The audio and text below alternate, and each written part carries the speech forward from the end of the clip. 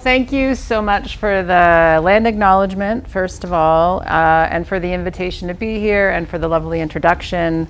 Now, in addition to being invited to speak with politicians and decision makers, I've been invited to speak with One Health as well, so I'm delighted for that invitation.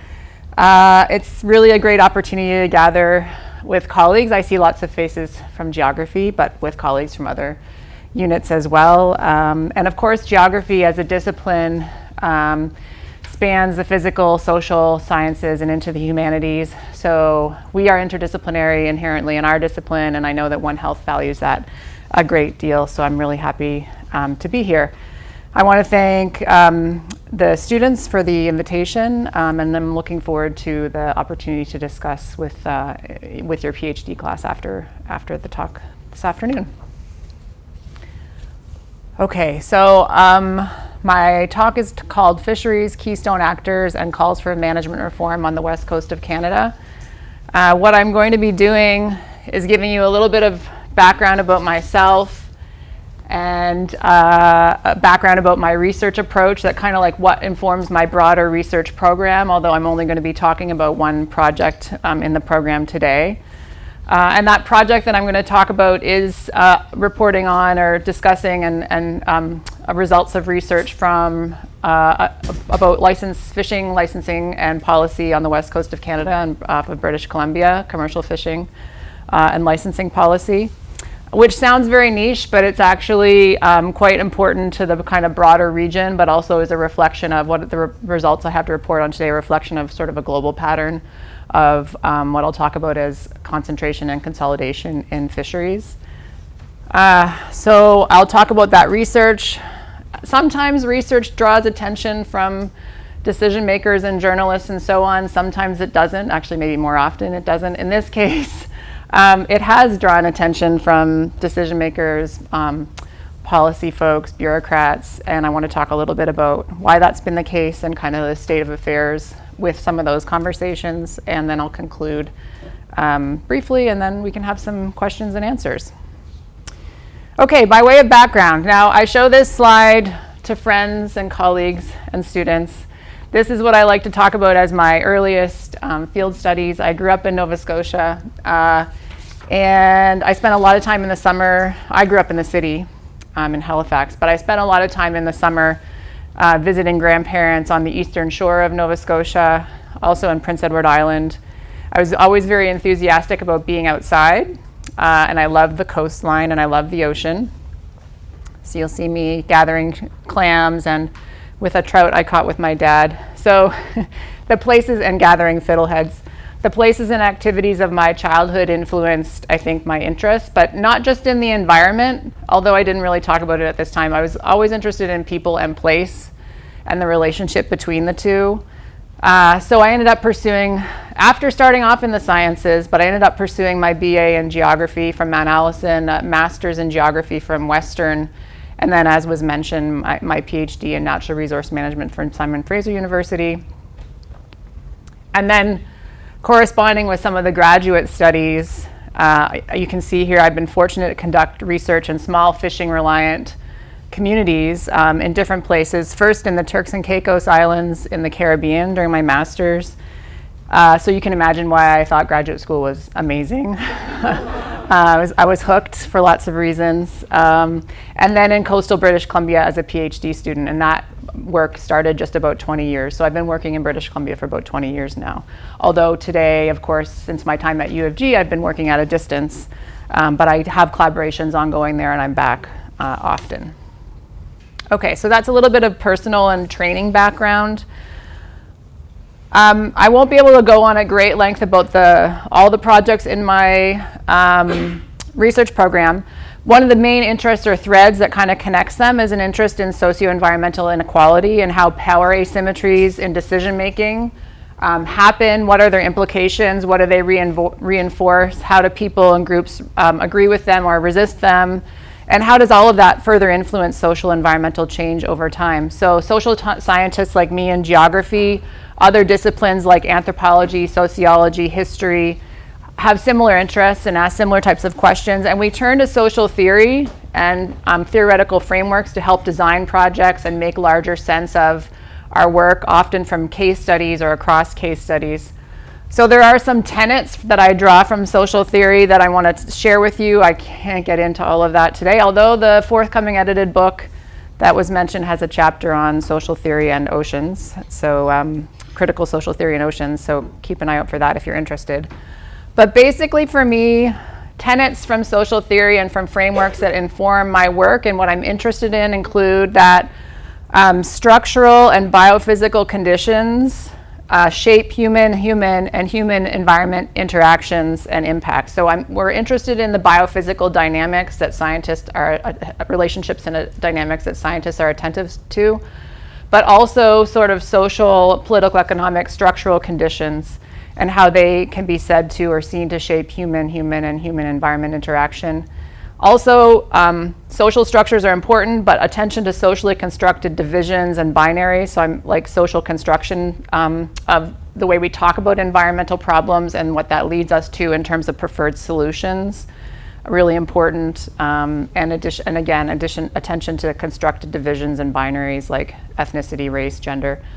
I also find it very interesting because sort of our political economic system that surrounds us at all times, that capitalism is a political economic system. I'm interested in how material environments and identities and relationships change as people, resources, and lands and waters are brought more under and further into the capitalist economy.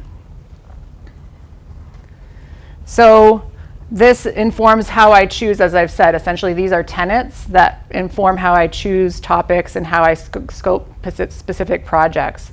I tend to focus on, in the context of oceans and marine resources, fisheries we'll be talking about today, on multilateral agreements, territorial boundaries, state legislation, treaties, and the ways that we use markets and market mechanisms and policies to manage and govern oceans and marine resources.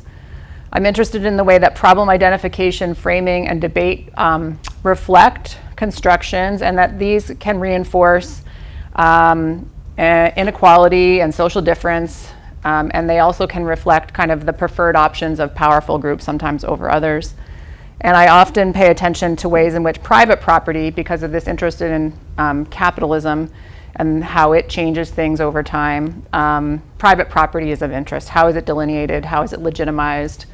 Sometimes it's difficult. Imagine oceans. How do we turn oceans and fish into private property? Well, I have some answers to that in a minute, but that's a very interesting thing to me, and that's part of the policy decisions that I pay attention to and try and pick apart a little bit.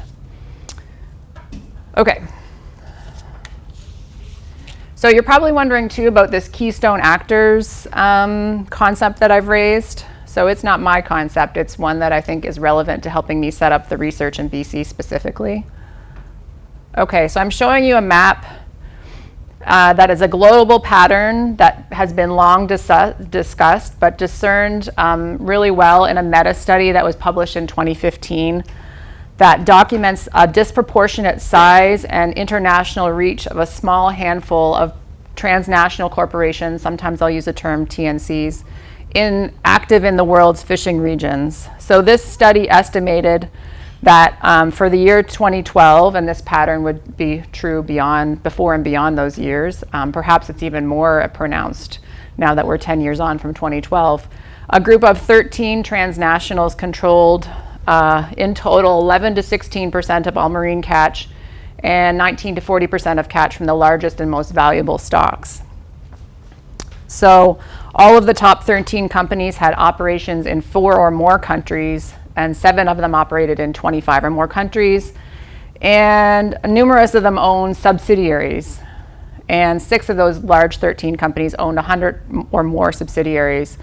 So putting my social scientist hat and somebody who's interested in the sort of political economic systems and the structures they create and how they create for certain sorts of power dynamics and influence over decisions, I'm looking at this map as a social scientist and using some of the social theory that I do and wonder to what historical circumstances and what sets of policies and decisions lead to this pattern of extraction and what we can talk about as concentrated benefit, right? There are a small number of very large companies that this particular study shows to be disproportionately benefiting from fisheries, and providing tuna and all sorts of other fish into seafood value chains. So they are very influential over what we see on our grocery shelves and so on.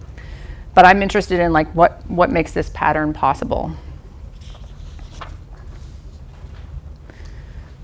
So with respect to power dynamics and control, the authors of this piece, Osterblom et al., observe that firms like this are large and powerful. Their business activities encompass nodes across the seafood value chain.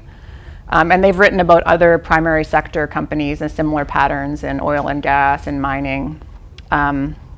Talking about these companies essentially in a way that is analogous to keystone species from ecology. So this is where the keystone actors. So they say, quote, "The world's largest transnational corporations are highly connected, and a small number of companies control a major part of global financial flows, both in seafood, as that map shows, but elsewhere. This core of highly connected companies has been described as, quote, a super entity of the global economy. Conceptually, these companies may be analogous to keystone species in ecological communities." So this was an interesting piece of work, and they've published some since then, again, not just looking at seafood, but looking at other companies active in primary sector extraction. So that is a reference to, or helps to set the scene through, this keystone actors concept that I put in the title. But there's additional nugget in this paper that I really love, because it sets up the way that it sets up the work that I've done in BC, or helps to explain it really, is one of the ways that companies on the map that you saw expand access to fisheries and control along supply chains is to, quote, pursue strategic mergers with major market quota and license holders via acquisitions. So the assets that these companies are interested in are not just the fishing boats, not just the processing facilities, but the licenses and quota that those companies might have access to, because that gives access to these fisheries and allows them to ensure that more of the catch is coming to them as the company that then has control along a supply chain. So a tuna company acquires another company with a bunch of tuna licenses. Now those tuna licenses belong to that tuna company, and they know that that tuna is coming to them, and they can source it onward. So this pattern, which is global, as Osterblom et al., is one that is people in coastal British Columbia, so again, I've been working there for 20 years, have talked to me about, and others about, and raised concern about for that long and longer. But a policy intervention hasn't really emerged, although it is under conversation at the moment. So that sets some of the scene. Now you know this term, keystone actor. The last piece of context I need to give you, if I were teaching like a third or fourth year resource management course, this is material from that course, but it's important to understand. So basically, if you imagine stocks of fish, groups of sort of single species stocks of fish that are out there swimming around in Canadian waters, the Fisheries and Oceans has modeled them, they know that they're there. We need to control who has access to those fish when they go out, how many vessels are out there ideally, and what proportion of the catch that's available that year can be caught by any given boat. So the policy tool that we have come to use is a reflection of an evolution of thinking that's important to the story that I'm going to tell you about BC and the findings from my research.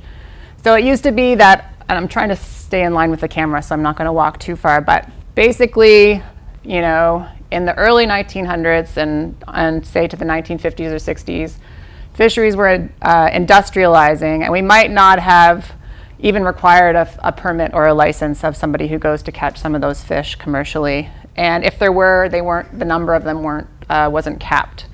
We didn't put a limit on it.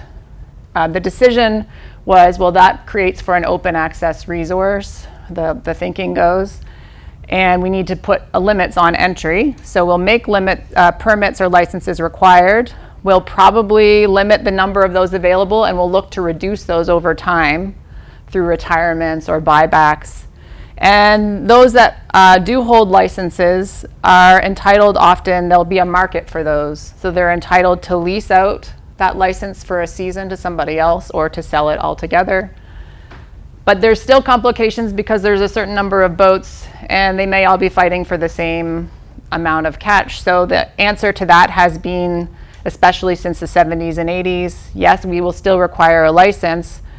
And in the cases where catch shares are employed in a fishery for a certain type of fish, each license holder is allocated a share of the total allowable catch for that year. And we have markets for licenses, and we're going to also have markets for become individual transferable quota, or ITQ. So these are marketized catch shares. In some fisheries, so all fisheries now are limited entry in British Columbia. Most of those have markets for leasing and sales of licenses. Some have ITQs. So that's some important background to have. And you also see that I'm interested in how these create for private property-like conditions. All right, so British Columbia is a beautiful place to work, has lots of things that a social scientist is interested in coastal communities. We have with respect to the land acknowledgement that we had to start, likewise, of course, long-standing, since time immemorial Indigenous use, Indigenous cultivation, management, trade, harvest of all sorts of non-human species. So I won't be telling that part of the history of BC today, but happy to talk more in questions and answers or in the PhD course after. Commercial fisheries are very important, woven into the lives and communities of Indigenous and non-coastal and non-Indigenous coastal communities. There are concerns regarding sustainability, so there are some very good reasons to implement limited access to fisheries, and there are some good reasons to implement ITQs.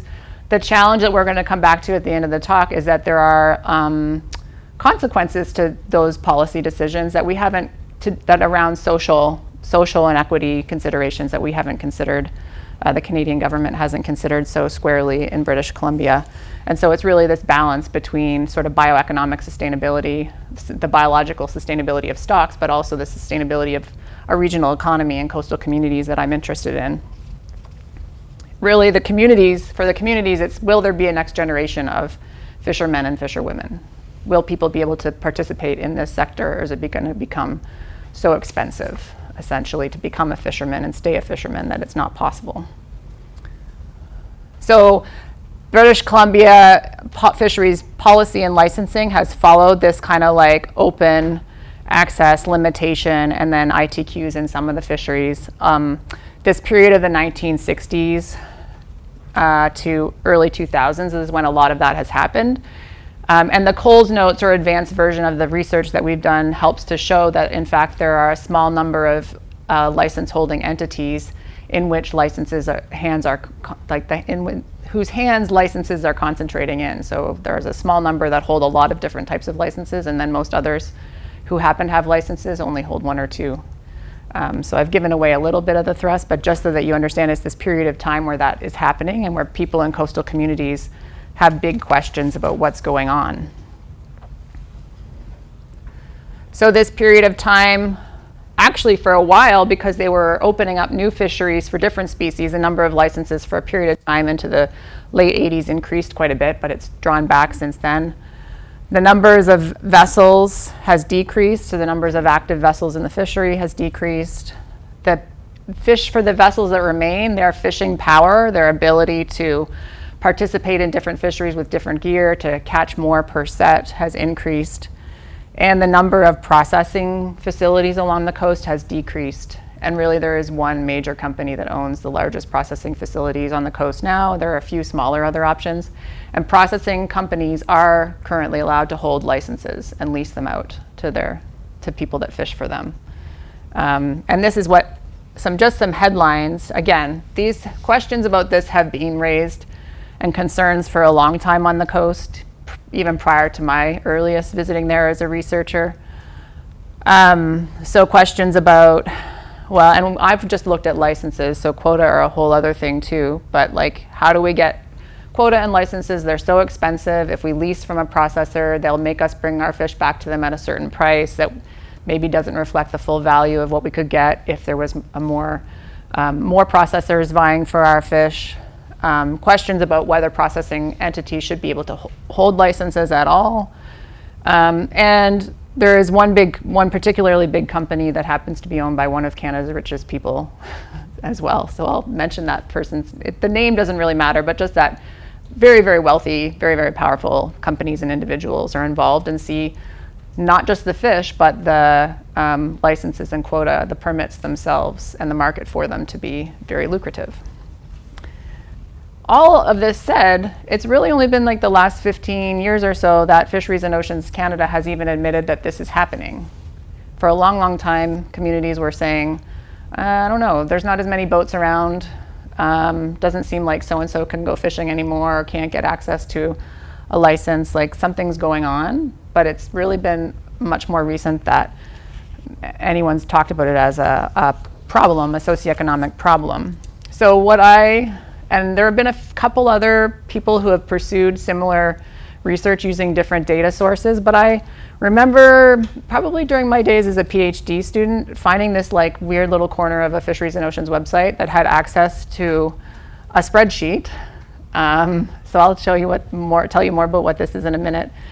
But basically this was one of the only places that there was publicly available information about who held which different types of licenses. And it was in this really large spreadsheet, quite messy. I kept coming back to it after I became faculty, like, I don't know what there must be something that we can do with this. Finally, sort of in working with a colleague who you'll see named Josh Stoll, he's at the University of Maine, where Maine has similar issues and concerns and and policy discussions, realized we could extract data from this spreadsheet. So the furthest left column there are unique identifier codes for each license in each type of fishery. And then there are columns in this spreadsheet that is like, who holds this, what vessel is fishing it. So we spent like probably 6 months trying to figure out how to discern. I also had contacted Fisheries and Oceans with little reply, asked for quota data, couldn't get that.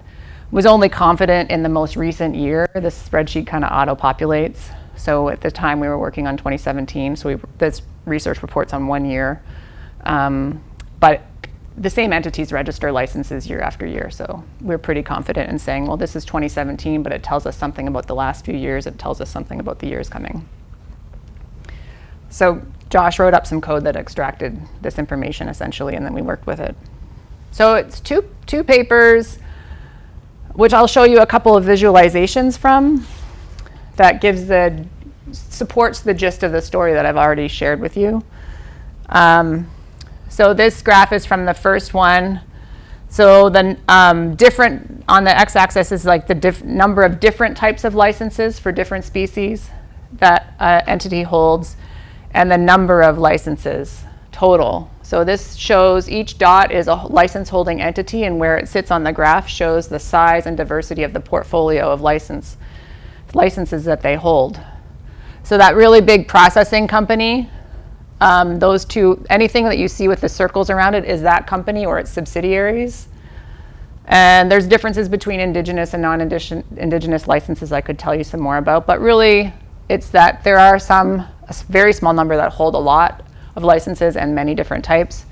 And there are a much bigger number of license holding entities that hold 1 or 2 licenses. So in total, 6,563. So that's, remember the height of it, there were 15,000 licenses at the end of around 89, 90. So there were 6,563 in 2017 when we looked at this data, registered by 2,377 holders. So single portfolios of licenses range from 1 to 254. And so essentially what we argue in this paper is that there are a handful of what we call access-rich portfolios, so 38 entities that hold portfolios with 20 or more licenses. There are 6 of those that hold 50 or more. And then there are many more license holding entities. These are mostly the small-scale fishermen and women who own and operate their own vessels or maybe lease access into different fisheries. They have 1 license. They have 2 licenses, and if they want to participate in other ones, they have to go to these access-rich folks and try and lease or try and buy. And licenses, depending on the fishery, can be anywhere from $50,000. Some of them are over $1 million on the markets that exist for them these days. Oh, sorry, I should have Yeah, so access rich, access constrained. Jim Pattison is the billionaire, the Canadian billionaire. So you'll see his name on car dealerships, signs, billboard signs, grocery stores. He also owns Canfisco, which is the processing company in BC. So Canfisco and all its subsidiaries was one of these, of course, access rich, and they owned in total, I think it was 430 licenses. So really, that's a big player, but there are several other big players. So the thing that we did in the second paper was to actually show a few of the largest and most diverse portfolios and put a dollar value on them, because DFO does estimate how much the licenses, each of them cost. So like, what would it cost to get the full portfolios 1 and 2 together? Both of those are Canfisco essentially entities. It's like around $50 million. And this, of course, doesn't account for quota, because we weren't able to get access to that. So they would hold quota that they also lease out. Doesn't account for vessels, processing equipment. So imagine if you're a new entrant fisherman or fisherwoman, and you want to try and get into fishing, or you have a license in a boat that your father or mother or grandmother is giving to you, like handing down to you, and it has one license, but you want more to try and make a full-time job of it. It's very expensive to do that, essentially, is the message. And so, people and places talk about problems that they see around them, and those are very valid concerns to raise oftentimes. And in some ways, it's a little bit silly that all it requires is a little bit of a few numbers and a few visuals. And of course, my work is not the only work. There are advocacy organizations that have been active on this file. There's a lot of us who have been pushing together, but it's been this type of like, no, there actually is something happening here. And what are we going to do about it? That has led to interest in Ottawa. So, and also in the Pacific fisheries, in the Pacific region of Fisheries and Oceans Canada as well. But there have been a couple now parliamentary studies on this. So I've been called in as a witness to those. You go in and you give your little facts and figures, and they ask you some questions. They write a report. They've written those reports that say, yes, there's a problem. Yes, there needs to be a policy intervention. Fisheries and Oceans in the region, in the Pacific region, is working on options, we hear. It's unclear as to what the timeline is. It's a very, as you might imagine, a very political file. It's a difficult one for bureaucrats and folks to work with. So I have a lot of empathy for that part of it too, right? You can't just make a big change. And so the question really is, what will the first step, what will the first type of, will it be with one fishery? Will it be a decision by the minister to say that processing companies can't hold licenses? Like it's a lot of conversation, and it's unclear what the steps will be. So that's been a very interesting part of this work, is to kind of get called into places like Parliament and tell this story. At the end of the day, we can talk a lot more about the policy intervention piece. So the ones that I have bolded here are issues for which there could be criteria that influence decision making in fisheries that are not normally considered. So the less bolded ones, biomass, spatial dynamics, habitat, is the fishery operating within legal and budgetary frameworks. These are all things that normally get considered in decision making, that there's built, like well-known and kind of built up processes for these to be taken into account in decision making, which can often include criteria or metrics. So things that are not considered and for which there are not easy metrics, at least at this stage, or which a lot in the fisheries community think there are not easy metrics, include: is the decision making transparent, or has it been shared? Is access to the fishery equitable against some measure? Are benefits captured in adjacent communities? So these are things that might get discussed but are not formally part of the decision making process at this stage. And so then last thing I would say about the neat thing about just sort of putting numbers to something, even as though that's not always what I do in my research, because I'll do a lot of policy analysis or look at the social construction of a problem and its solution in the media, things like that. So this putting to number things is interesting because it also causes me and others to think about how can we help to inform metrics and criteria that capture some of this complicated stuff and could be taken into account in decision making. So I will end there, say thank you again for the invitation, and I look forward to talking about this work now.